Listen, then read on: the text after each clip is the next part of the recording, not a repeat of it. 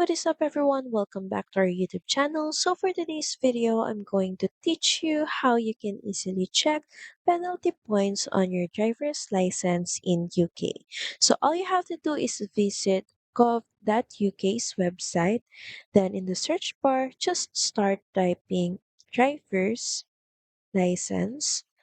Then just click on this. On the list of search results, just click on driving licenses. And from here, just scroll down. And in view license section, just click on view or share your driving license information. So as you can see here, you can check your penalty points or disqualifications. So all you have to do is click on start now.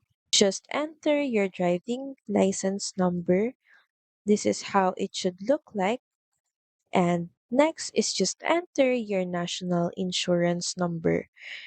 And this is how it's gonna look like or how it's supposed to look like. And also enter your postcode. And also don't forget to read this important note. Then just make sure that you check the agree button. And once done, just click on view now. And from there, you should be able to view information about your driving license, including your penalty points. So that's pretty much it. Thank you very much for watching this video. I hope that you find this video helpful. And if you do, please don't forget to like, share, and subscribe to the channel. And I will see you again on the next one. Bye!